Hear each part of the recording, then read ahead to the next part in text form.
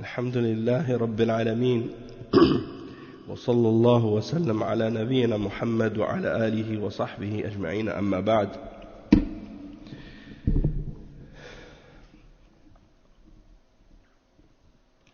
On continue donc le cours, l'explication du livre Al-Furqan Bayna Awliya Ar-Rahman wa Awliya Ash-Shaytan du Cheikh al-Islam Ibn Taymiyyah rahimahullah, avec les commentaires de Cheikh Salih al-Fawzan hafidhahullah ta'ala. Hier on expliquait que la parole des soufis, dans les choses qu'ils rapportent du prophète sallallahu alayhi wa sallam, parfois c'est des choses mensongères, des choses faibles, des choses fabriquées, et beaucoup d'entre eux se basent sur ces choses-là. Et ils pensent qu'ils n'ont pas besoin du prophète sallallahu alayhi wa sallam, ou qu'ils n'ont pas besoin de la sunna pour atteindre Allah subhanahu wa ta'ala et pour adorer Allah subhanahu wa ta'ala, ou pour satisfaire Allah subhanahu wa ta'ala, mais que ils ont un autre chemin pour y arriver. Donc en apparence ils montrent qu'ils croient en le message du prophète sallallahu alayhi wa sallam, mais en eux-mêmes ils n'y croient pas. Donc c'est comme l'attitude des hypocrites. Et en même temps ils se disent être des rapprochés d'Allah, ou des saints ou des serviteurs pieux. Donc ça c'est la contradiction totale. Et le cheikh il disait à la fin que soit ils font ça par opposition à la vérité, ou bien par ignorance. Et le cheikh il faisait un commentaire à ce sujet-là. Il dit إما عنادا مع المعرفة وإما جهلا بما جاء به الرسول صلى الله عليه وسلم وهم يدعون العلم ويدعون المعرفة ويسمون العارف بالله وما أشبه ذلك وأنهم وصلوا إلى الله كيف يصلون إلى الله وهم على هذا المستوى الهابط من الجهل والحماقة. Donc certains ils s'opposent à la vérité avec connaissance, et d'autres c'est par ignorance de ce qui a été rapporté du messager sallallahu alayhi wa sallam. Et ça c'est le fait, puisque beaucoup d'entre eux sont des juhal, c'est-à-dire sont des ignorants.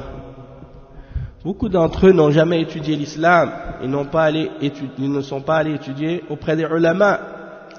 Surtout par exemple dans certains pays où les gens sont éloignés du ilm et des ulama, et qu'ils n'ont appris que dans leur quartier ou dans leur mosquée ou dans leur ville, et ils ne sont jamais allés à l'extérieur pour aller chercher la science chez les ulama. Eh bien, ils ont une connaissance très limitée de la religion. Et ils s'imaginent qu'ils ont tout appris et qu'ils ont tout compris. Et donc, c'est une attitude. Et le pire, c'est que même dans certains livres de certains d'entre les soufis, ils se vantent justement de n'avoir jamais étudié. Ils se vantent de ne jamais avoir étudié la religion, et ils prétendent que la vraie science, c'est la science qui est venue par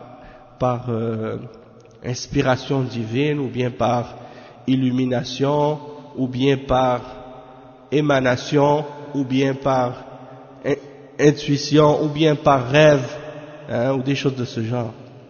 Alors qu'on sait très bien que la science, elle s'apprend uniquement par l'étude, et par la foi, par la lecture et l'étude et l'apprentissage, et le fait d'aller apprendre auprès de ceux qui ont la science, comme le prophète sallallahu alayhi wa sallam l'a dit, innama al-ilmu bit-ta'allum, la science ne vient qu'avec l'apprentissage. Donc c'est des gens comme ça, subhanallah. Et il dit ensuite, le cheikh il explique, donc comment ces gens-là peuvent-ils prétendre arriver à Allah ou connaître Allah et être des awliya, alors qu'ils sont dans ce degré et de ce niveau tellement bas d'ignorance et de stupidité. Il dit ensuite وما زال الشيخ رحمه الله يبين الفوارق بين أولياء الله وأولياء الشيطان.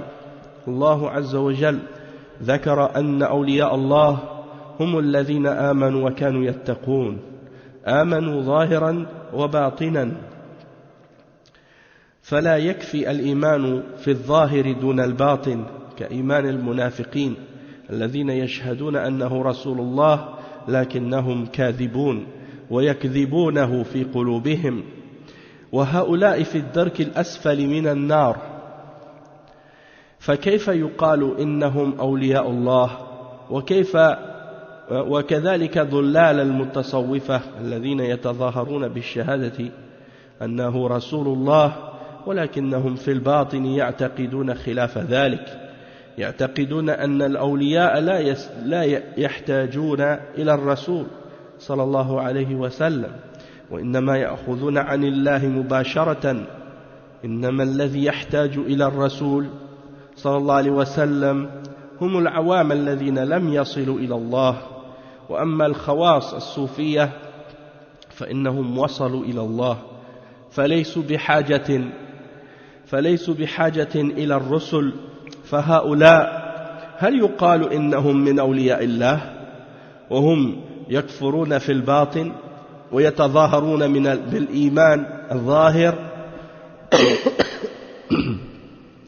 نعم هم يقولون إنهم من أولياء الله ولكن أهل الإيمان وأهل العقيدة الصحيحة يعتقدون أنهم من أولياء الشيطان لأنهم لم ينقادوا للرسول صلى الله عليه وسلم ظاهرا وباطنا فهم أولياء الشيطان.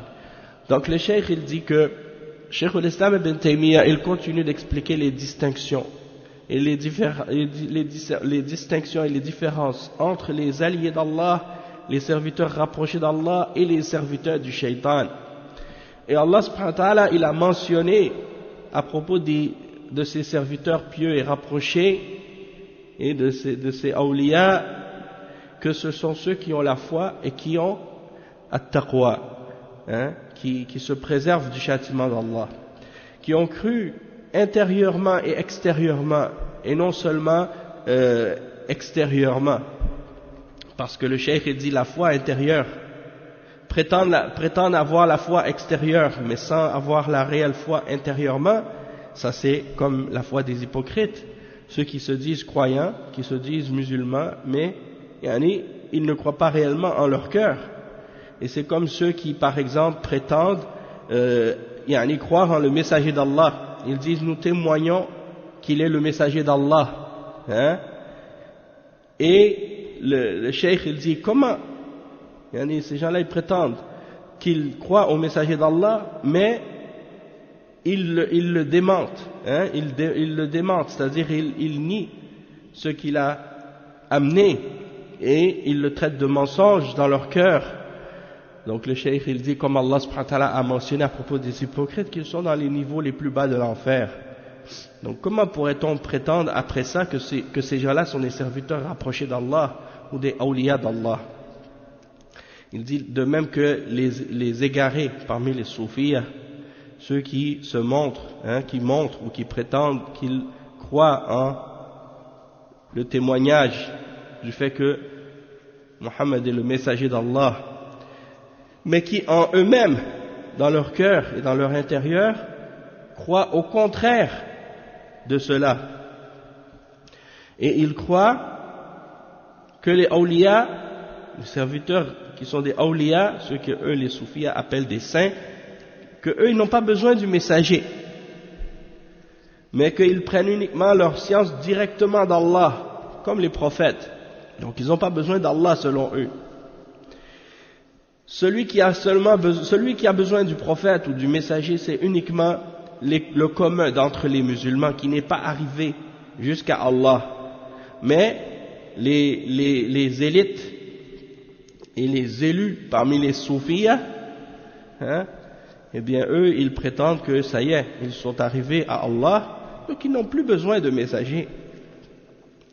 Et donc ceux-là, est-ce qu'on va dire à leur sujet que ce sont des serviteurs rapprochés d'Allah, alors qu'ils renient la foi à l'intérieur d'eux-mêmes et qu'ils se prétendent croyants en apparence?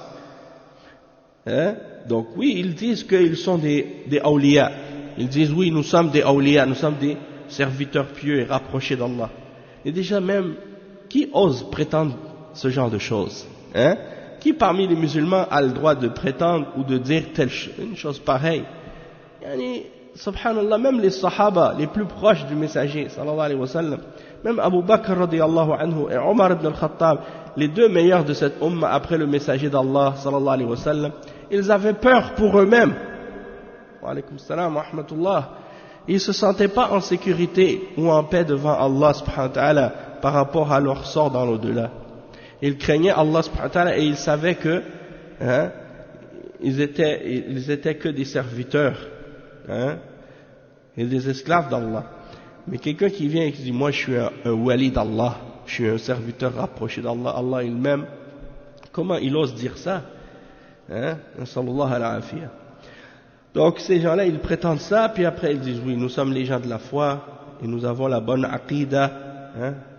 Et puis après ils disent nous sommes des croyants. Mais les gens de la aqidah, les gens de la foi, ceux qui sont réellement parmi les gens de la sunnah et qui ont une bonne aqidah et qui connaissent la aqidah des salafs, ils croient en eux-mêmes que ces gens-là ne sont pas des awliya d'Allah, mais plutôt ce sont des awliya du shaitan, parce qu'ils ne se sont pas soumis au messager sallallahu alayhi wa sallam intérieurement et extérieurement.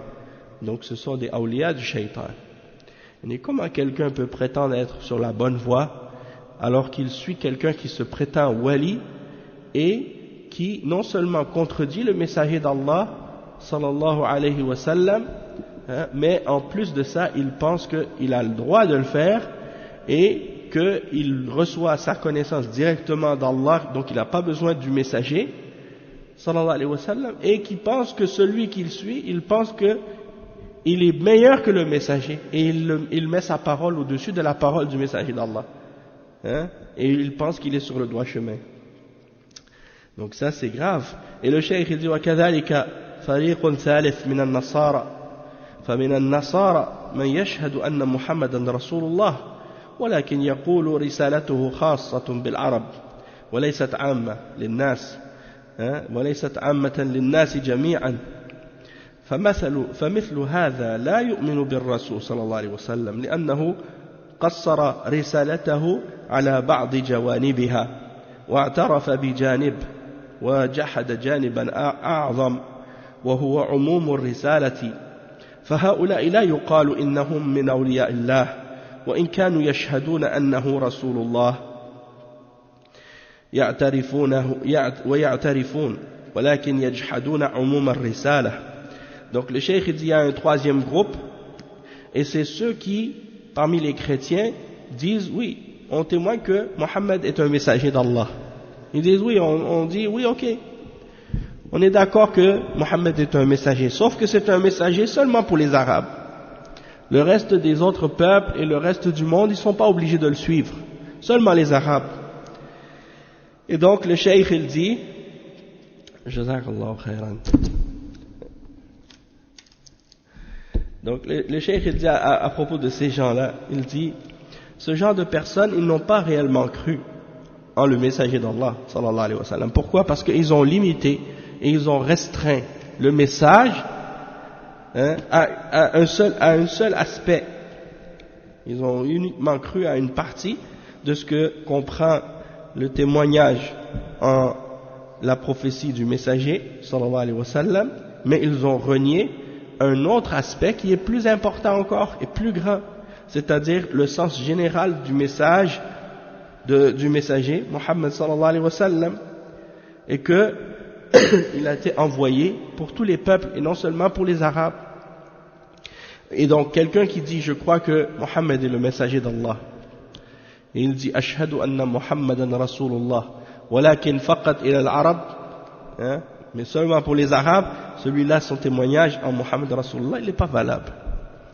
Et donc on ne peut pas dire de ces gens-là qu'ils sont des awliya d'Allah, ou qu'ils sont des rapprochés d'Allah, ou des saints, même s'ils disent qu'ils croient ou qu'ils témoignent que Muhammad est le messager d'Allah, parce qu'ils renient le sens général et l'aspect général de son message.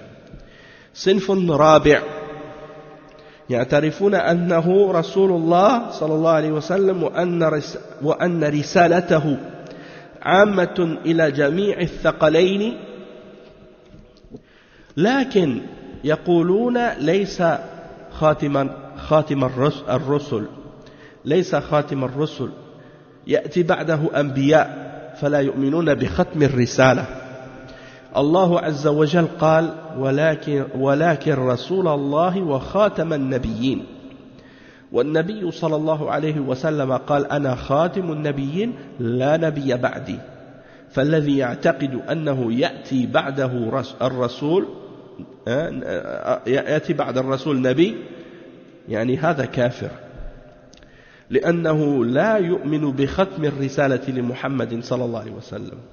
وكل هؤلاء ليسوا من أولياء الله، وإن كانوا يتظاهرون بأنهم من أولياء الله أو يدعي لهم أو يدعى لهم أنهم أولياء الله، لأنهم لا يدخلون في قوله عز وجل ألا إن أولياء الله لا خوف عليهم ولا هم يحزنون الذين آمنوا وكانوا يتقون. يعني هؤلاء هم أولياء الله على الحقيقة لا بالادعاء. Donc le cheikh il dit il y a un autre groupe, un quatrième groupe, une quatrième catégorie qui reconnaissent que Mohammed est le messager d'Allah sallallahu alayhi wa sallam, et qui reconnaissent que son message il est général pour tous les deux mondes, le monde des hommes et le monde des djinns. D'accord? Donc ils reconnaissent ça. Mais par contre ils disent mais il n'est pas le dernier des messagers. C'est pas lui le sceau des messagers, il y aura après lui d'autres messagers, d'autres prophètes. Donc ils ne croient pas en le fait que le messager sallallahu alayhi wa sallam soit le dernier des prophètes et des messagers, et que c'est lui qui vient sceller le message et la prophétie d'Allah. Et donc Allah subhanahu wa ta'ala il dit dans le verset 40 dans Surat Al-Ahzab à ce sujet-là, mais il est le messager d'Allah et le dernier, le sceau des prophètes, celui qui vient terminer la série des messagers et clôturer le message de la révélation. Donc le prophète sallallahu alayhi wa sallam, il a dit lui-même, je suis le dernier des prophètes, il n'y aura pas de prophète après moi. Et donc, celui qui croit que viendra un prophète après Mohammed sallallahu alayhi wa sallam, il est kafir, il n'est pas musulman. Même s'il se prétend musulman, même s'il dit qu'il est musulman, même s'il fait la salat 5 fois par jour, même s'il fait le jeûne du ramadan, même s'il donne la zakat, même s'il fait le hajj, même s'il dit la ilaha illallah Muhammad Rasulullah du matin jusqu'au soir 1 million de fois, tant qu'il n'a pas cru que Muhammad est le dernier des prophètes, il n'est pas musulman. Même si c'est une femme qui porte le hijab de la tête jusqu'aux pieds et qui prie toute la journée et qui dit la ilaha illallah, si elle ne croit pas que Muhammad est le dernier messager, elle n'est pas musulmane. Donc il y a des gens comme parfois ils ne comprennent pas les principes de la religion, ils regardent juste l'apparence. Donc tu vois quelqu'un par exemple, un musulman, il a la barbe, il porte le qamis, il fait la salat tous les jours à la mosquée, les 5 prières, il fait son jeûne du ramadan, il fait les jeûnes surérogatoires, il fait la zakat, le hajj, la umrah chaque année, il récite les adhkar, il fait toutes ces choses-là. Puis il dit non, il y a d'autres messagers après Mohammed sallallahu alayhi wa sallam. Eh bien, même s'il fait tout ça, ça veut rien, ça compte pour rien, c'est zéro, c'est comme de la poussière. Allah subhanahu wa ta'ala va prendre toutes ces œuvres qu'il a fait au jour de la résurrection, il va les transformer en poussière. Il va dire, c'est comme si tu n'avais rien fait. Pourquoi? Parce que sa aqida, elle est fausse. Sa aqida, elle n'est pas bonne. Sa aqida, elle n'est pas valable. Pourquoi? Parce qu'il ne reconnaît pas la vérité. Il ne reconnaît pas la vérité que Muhammad sallallahu alayhi wa sallam est le dernier des messagers et des prophètes et qu'il n'y a pas de messager après lui. Et donc, le cheikh il dit, donc celui qui vient avec l'idée qu'il y aura un autre prophète après Muhammad sallallahu alayhi wa sallam, il est kafir. Parce qu'il ne croit pas en le fait que la prophétie elle est scellée par le prophète Muhammad sallallahu alayhi wa sallam, est terminée par le prophète Muhammad sallallahu alayhi wa sallam. Et donc tous ceux-là ne sont pas des awliya d'Allah, même s'ils se montrent ou se prétendent comme étant des awliya d'Allah. L'exemple de ça, c'est comme Ghulam Ahmad, Mizra Ghulam Ahmad, le faux prophète des Qadianiyya, des Ahmadiyya. Hein? Eh bien, ça, c'est un exemple. Parmi les kuffars, il y a ce groupe-là. Hein? Et les kuffars, maintenant, ils sont en train de pleurer pour les défendre. Oh, les musulmans, ils font de la discrimination envers les Ahmadiyya, les pauvres Ahmadiyya, hein, parce qu'ils les reconnaissent pas comme étant des musulmans. Yani, qu'ils acceptent de croire en le fait que le messager Muhammad sallallahu alayhi wa sallam est le dernier, et qu'ils renient Ghulam Ahmad, sinon ils ne sont pas musulmans. Et le fait de pleurer ou de parler de discrimination, ça n'a rien à voir.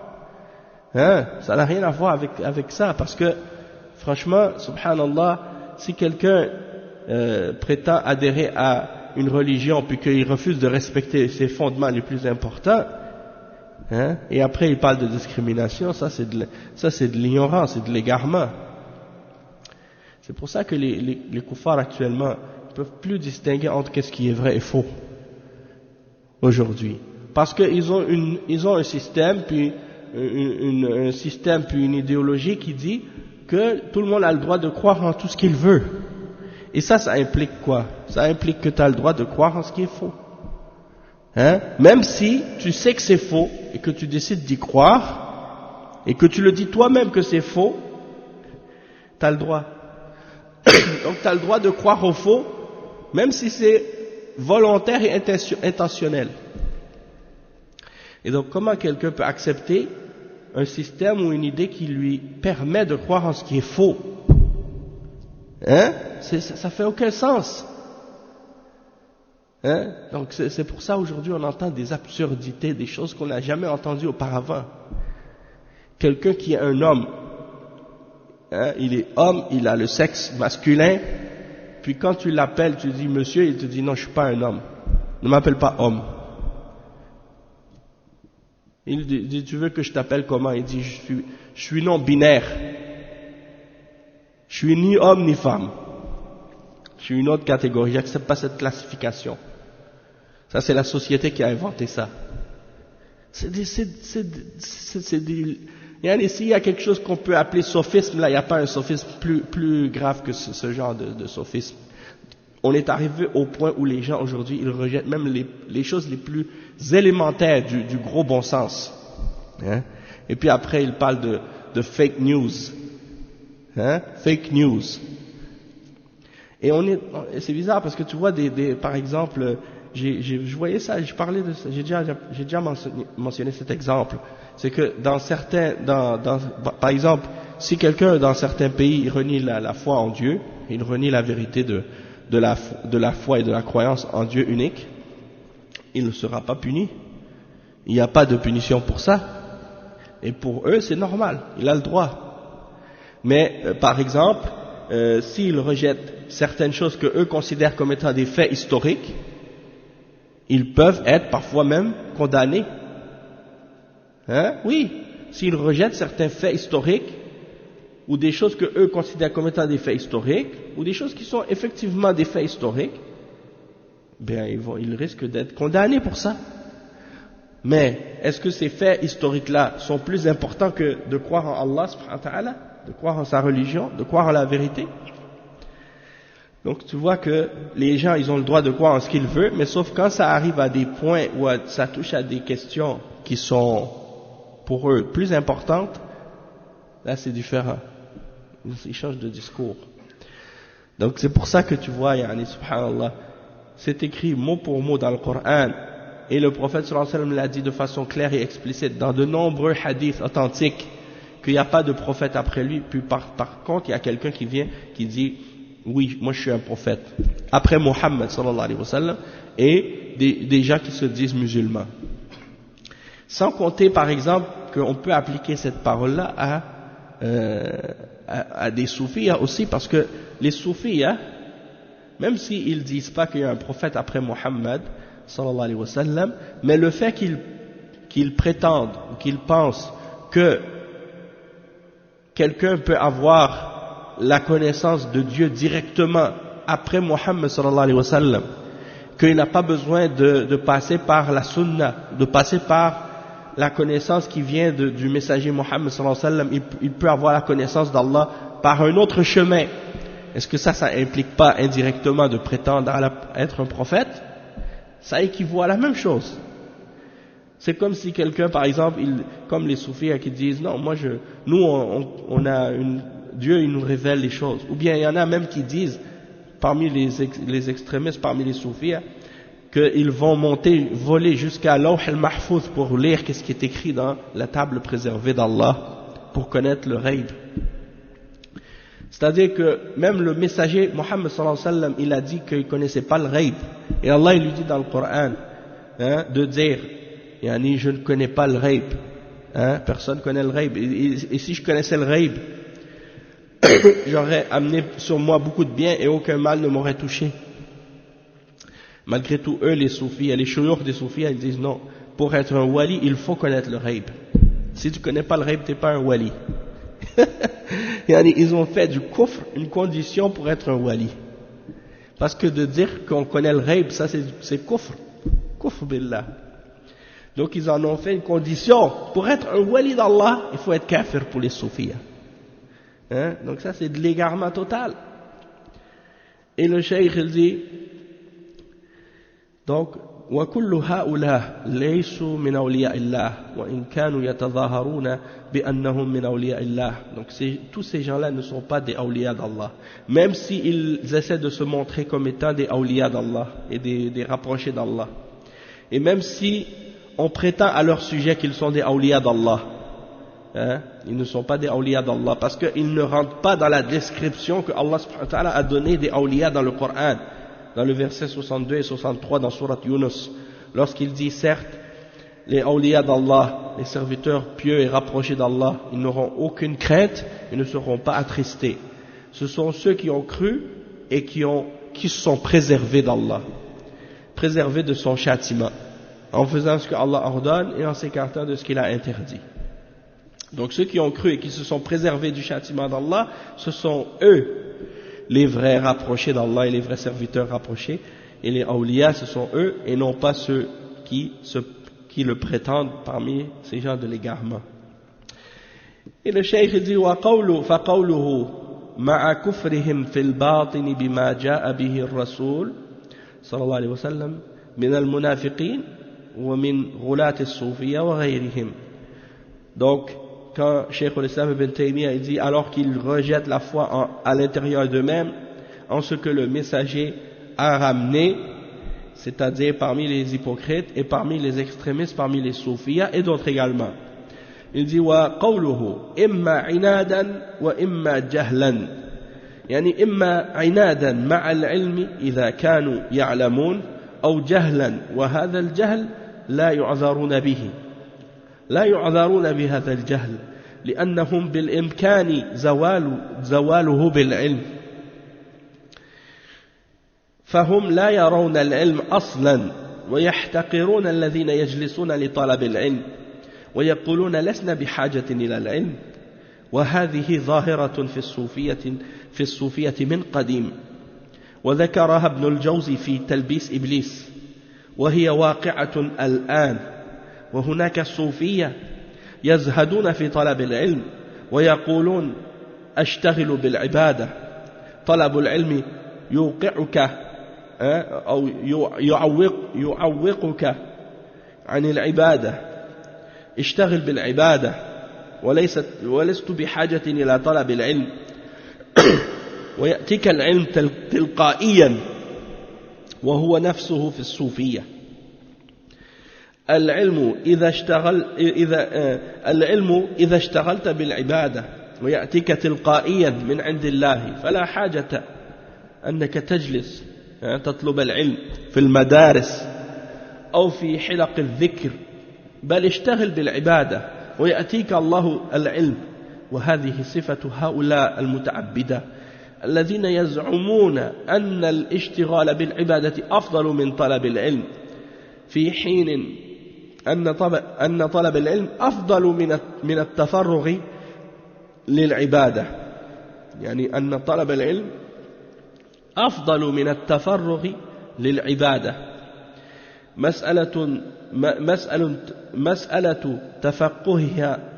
تفقهها أو تفقهها وتعرفها أحسن من قيام الليل أحسن من قيام ليلة من النوافل وطلب العلم لا يعادله شيء هو أفضل العبادات أما عبادة بدون علم فهي ضلال وهي طريقة النصارى فينبغي التنبه لمثل هؤلاء ما نقول هؤلاء انقرضوا وراحوا لا موجودون الآن. Le cheikh, qu'est-ce qu'il dit ici, c'est très important.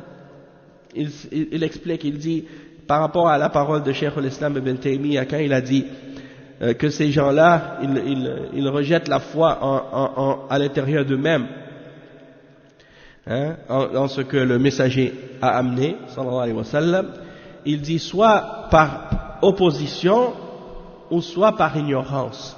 Il dit soit par opposition avec la connaissance, c'est-à-dire ils savent que la vérité est là, mais ils refusent de l'accepter, ils la rejettent consciemment, alors qu'ils savent, et d'autres c'est par ignorance. Et le cheikh il dit, mais cette ignorance de leur part, elle n'est pas excusable. Et la raison pour laquelle elle n'est pas excusable, c'est parce que cette ignorance, ils ont la capacité et ils ont les moyens de la retirer et de s'en débarrasser de cette ignorance. Mais ils refusent de se retirer de cette ignorance. Ils refusent volontairement de s'échapper de cette ignorance. Et de qui il parle? Il parle de ceux parmi les soufis qui sont aveuglés dans cette voie.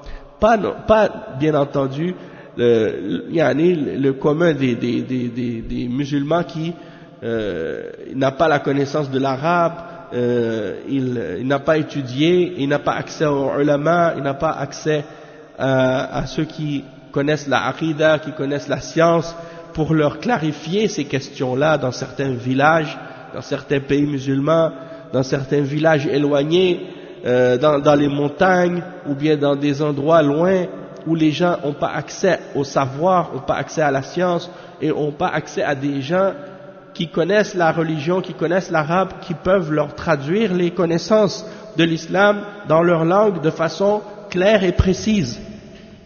Ceux-là, oui, ils peuvent être excusés parce qu'ils n'ont pas accès à la connaissance. Mais cette catégorie parmi les soufis qui connaissent la langue arabe et qui ont étudié le Coran, qui mémorisent peut-être le mushaf au complet parmi les soufis, puis ils restent dans l'ignorance du tawhid et de l'aqidah et de l'islam et des fondements de la religion volontairement, et ils ne cherchent pas la science auprès des ulama alors qu'ils peuvent le faire. Mais la réalité, comme le cheikh il le dit, c'est que ces gens-là ils méprisent la science et ils méprisent ceux qui s'assoient pour apprendre cette science.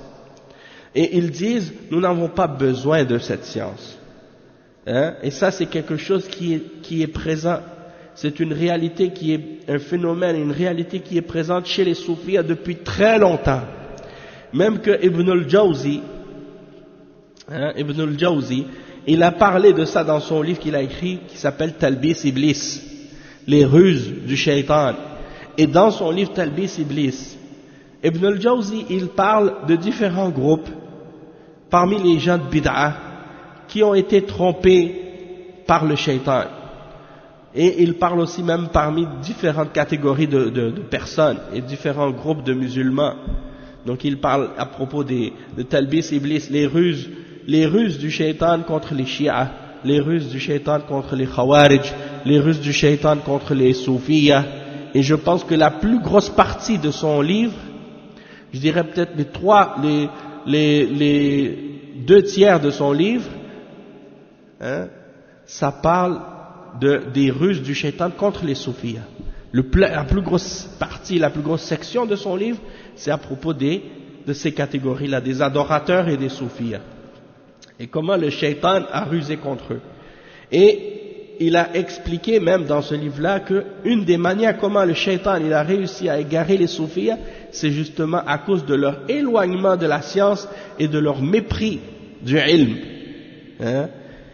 Et donc aujourd'hui, on a des gens de cette catégorie-là, comme les groupes du genre du style de Jamaat Tabligh, qui font partie des soufis, parce que le fondateur de Jamaat Tabligh, c'était un soufi lui-même, Mohamed Elias al-Kandahlawi, qui était de la tariqa al-Jistiyya, tariqa soufiyya en Inde, et qui suit l'école des Diobandiyya.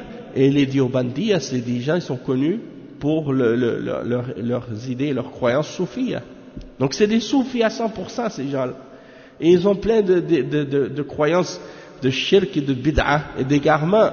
Et ils refusent de s'asseoir dans les cercles de sciences et d'étudier la religion avec les ulama et d'apprendre le tawhid et l'aqidah.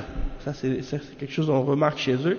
Et même que je me souviens, au tout début, quand je me suis converti à l'islam, quand il y avait une question de lire des livres ou d'apprendre la religion, d'écouter les ulama, eux, ils étaient toujours en train de décourager ceux qui voulaient apprendre l'arabe, étudier la science.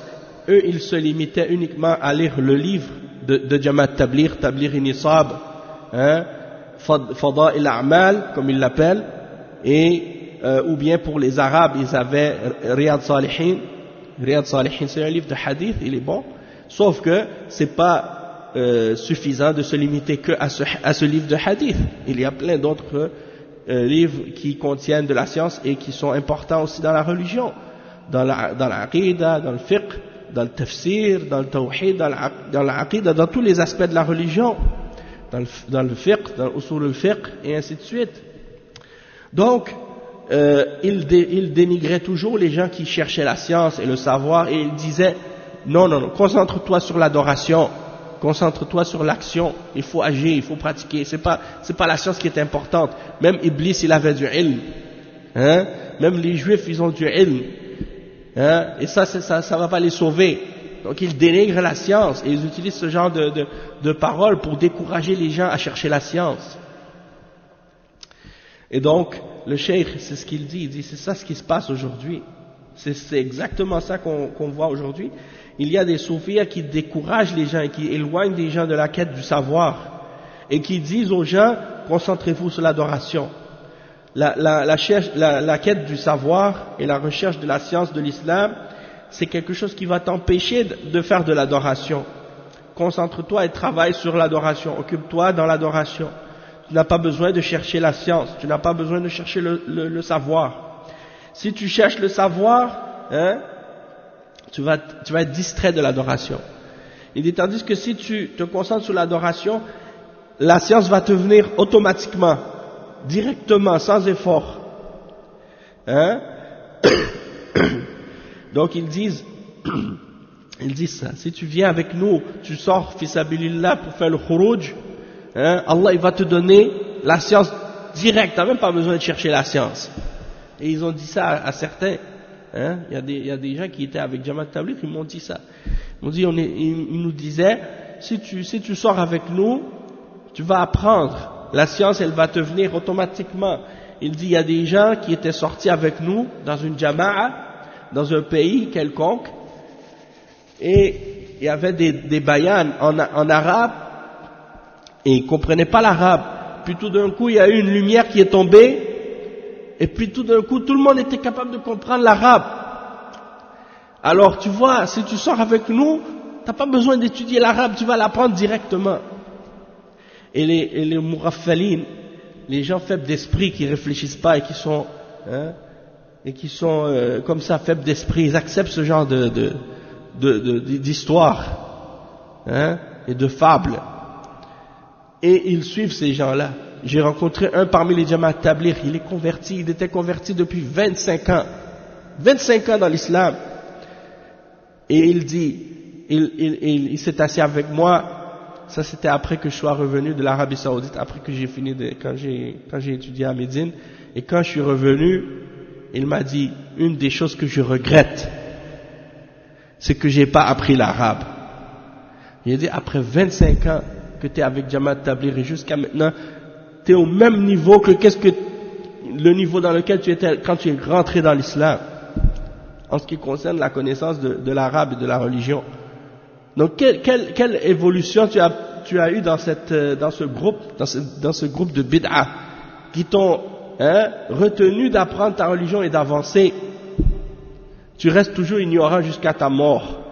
Et cette ignorance-là peut t'amener à ta perte et à l'égarement total. Parce que Jamaat Tabligh, même si ouvertement ils prêchent pas directement à être un soufi, et ils disent pas directement aux gens soyez des soufis, mais si tu penches vers cette voie-là, ils vont pas t'en décourager, au contraire, ils vont t'encourager de la suivre, parce que c'est ça ce qu'ils aiment. Mais si tu n'es pas nécessairement attiré par cette voie-là, ils vont pas te dire de la suivre. Ils vont pas t'y appeler directement, mais ils vont pas t'en décourager. Et c'est ça un des dangers de ce groupe. C'est que ils n'interdisent jamais le mal. Et ils prétendent qu'ils ne font qu'ordonner le bien.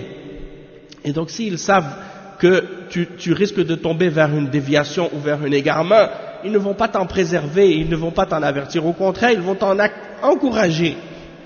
Et la réalité de ces gens-là, c'est qu'ils sont des ennemis de la da'wah et de la salafiyya. La preuve, c'est que ces gens-là, leurs shuyukh parmi les Diobandiyya, sont les premiers à combattre la aqida et la sunna et les ulama de Ahl Sunna.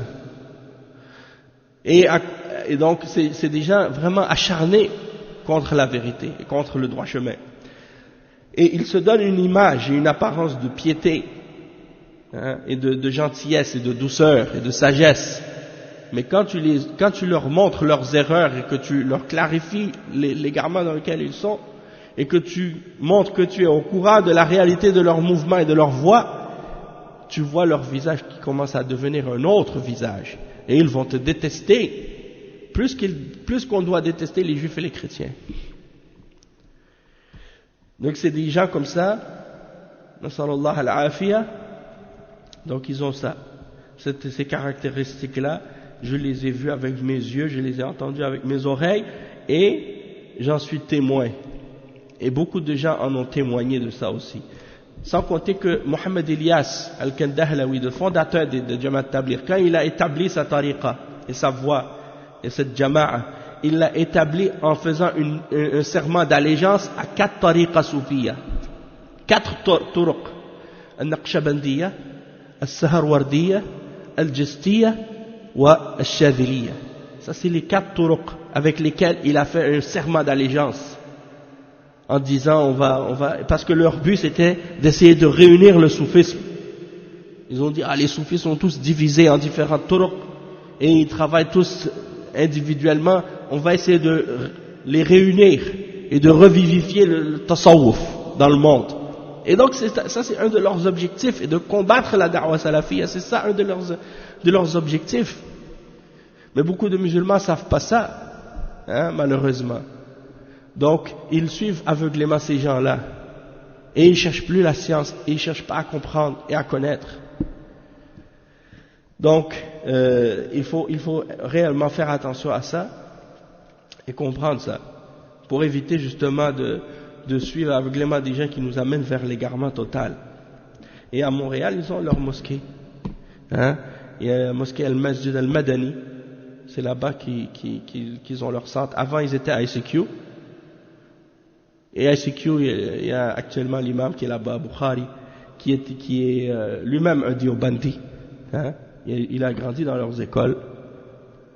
Et il a étudié à Médine, dans la faculté de langue. Mais c'est juste pour le diplôme qu'il a étudié là-bas. Parce que la aqida des salaf, et le manhaj salafi et le tawhid, il l'a jamais enseigné dans sa mosquée. Et c'est pas son manhaj, c'est pas sa voix. Jusqu'à preuve du contraire. Parce que tout ce que j'ai entendu jusqu'à date, c'est le contraire de ça. Donc, c'est pour dire, yani, ces gens-là, même si aujourd'hui, tu vois, dans sa mosquée, il laisse pas les gens venir manger, faire la nourriture, dormir, faire comme il faisait à l'époque. Mais il est toujours sympathisant de leurs actions et de leurs pratiques. Et il les défend malgré tout. Donc, même s'il n'est pas avec eux dans le mouvement, dans la pratique, mais il est avec eux dans l'idée, dans l'idéologie. et il les défend, et il les supporte, comme plusieurs frères m'ont témoigné de ça. Nasallallahu al-afiyah. Donc on aimerait qu'un jour ils prennent Kitab al-Tawhid, Usul al-Sunnah, et qu'ils commencent à enseigner la aqidah aux gens qui sont dans sa mosquée. Depuis plus que 20 ans, il est imam là-bas. Qu'est-ce qu'il a fait comme enseignement du manhaj et de la aqidah. Donc il faut lui faire la nasiha, que Allah le guide. Le cheikh il dit ensuite, فلا حاجة إنك تجلس, donc il dit t'as pas besoin de t'asseoir de t'asseoir pour apprendre la science dans les écoles, dans les universités, dans les cercles d'études. Non, concentre-toi sur l'adoration et Allah il va te donner la science directement. Il dit ça, c'est la description et la caractéristique de ces adorateurs qui prétendent que de s'occuper de l'adoration, que c'est meilleur que la quête de la science.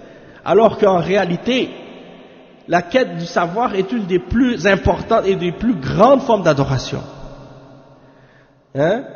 Il dit que de se concentrer sur la quête du savoir et de chercher la compréhension et la connaissance de la religion, c'est meilleur que de se consacrer uniquement à faire des actes surrogatoires de prière ou des actes d'adoration de ce genre.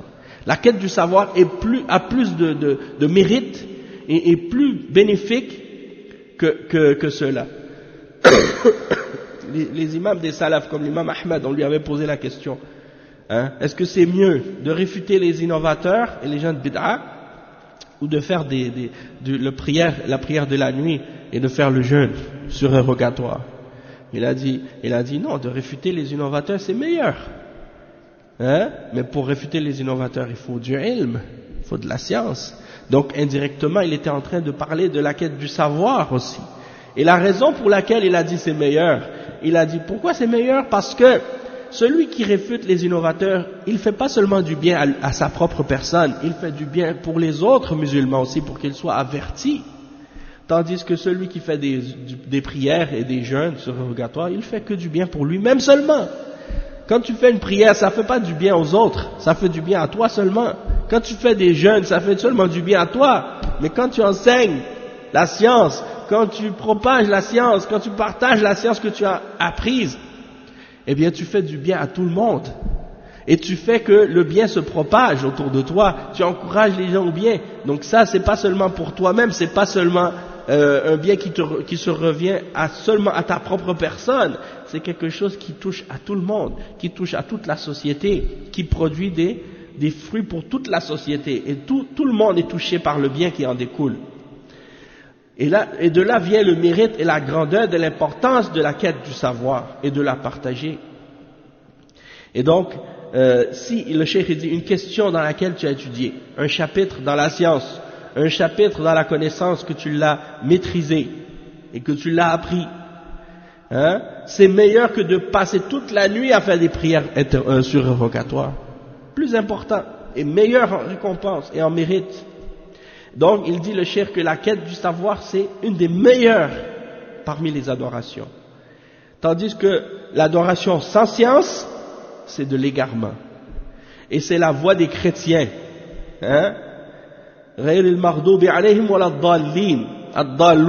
C'est ceux qui adorent Allah, mais sans science. Et c'est la voie des chrétiens. Et le cheikh il dit donc qu'il faut faire attention à ce genre de personnes. Et donc, on dit pas, non, ces gens-là c'était dans le passé, ils n'existent plus maintenant, ils sont plus ça n'existe plus cette catégorie de personnes-là. Non, ils existent encore aujourd'hui. Ces gens-là sont là maintenant. C'est comme un soufi que j'ai rencontré l'autre jour. Il me dit, il vient du Sénégal, c'est un soufi du Sénégal, Tidjani. Il me dit, les choyoukh de la Mecque, il faut qu'ils viennent apprendre l'islam au Sénégal. C'est au Sénégal qu'il y a le ilm, le vrai ilm de l'islam. Il dit, subhanallah, ah oui, c'est là-bas. Alors dans ce cas-là, ça veut dire, ça y est, plus besoin d'aller étudier l'islam maintenant chez les ulama de l'islam qui viennent du monde entier, qui sont tous réunis dans les terres saintes, non, on va quitter Mecca, on va quitter Médine pour aller étudier à Dakar, hein, ou bien quelque part au Sénégal. Nasallallahu al-afiyah, ça c'est de l'égarement, de l'ignorance. Mais la réalité c'est que beaucoup de soufis, ils pensent comme ça. Et c'est pas la même chose. Combien même par exemple quelqu'un parmi les Jamaat Tabligh par exemple qui voulait, quelqu'un voulait aller étudier par exemple à Médine, il a été accepté à l'université islamique de Médine. Ils ont dit non, vas-y pas, reste avec nous, reste avec Jamaat Tabligh. Il a dit la lumière, il a dit la lumière que Allah avait mis à la Mecque et à Médine, cette lumière maintenant elle est partie, elle est en aide maintenant. Donc c'est plus là-bas qu'il faut aller pour étudier. Si tu veux apprendre la vraie religion maintenant, viens en aide. Sallallahu alayhi wa sallam. Comment ça, hein? C'est n'importe quoi. Donc c'est pas spécifique à un groupe soufi, à tous les gens de bid'ah de dalal, ils sont comme ça. Ils essaient de t'éloigner de la connaissance. Et certains disaient, comme j'ai rencontré des gens, je me rappelle quand j'allais étudier en Arabie Saoudite, ils me disaient, si tu vas aller étudier là-bas, c'est bien, mais deviens pas wahhabi, hein. Il faut pas que tu deviennes wahhabi. Alors je lui dis, mais c'est quoi wahhabi? Et là il commence à bégayer parce qu'il peut pas dire qu'est-ce que c'est, il sait pas. Il sait même pas lui-même. Hein? Je dis, est-ce qu'il y a quelque chose qui est incorrect dans qu'est-ce que Cheikh Mohammed ibn Abdul Wahhab a enseigné? Est-ce qu'il y a quelque chose qu'il a enseigné qui est contraire au Coran et à la Sunna? Si c'est le cas, dans ce cas-là, on aimerait savoir qu'est-ce que c'est. Montre-nous. J'ai dit, est-ce que tu as déjà lu les livres de Cheikh Mohammed ibn Abdul Wahhab? C'est un savant parmi les savants. Hein? Donc, tu as lu son livre Kitab al-Tawhid, al-Usul al-Thalatha, al-Qawa'id al-Arba'a, al-Usul al-Sitta. Hein?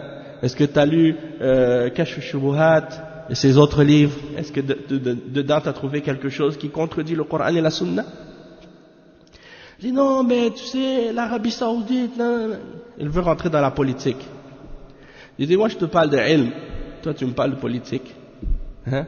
Je dis, dans le Coran et dans la Sunna, tout ce qui est dans les livres du Cheikh Mohammed ibn Abdul Wahhab, c'est uniquement qu'est-ce que Allah a dit, qu'est-ce que le prophète sallallahu alayhi wa sallam a dit, et qu'est-ce que les ulama de l'islam ont dit, parmi les salafs, hein, et les ulama de Ahl Sunnah.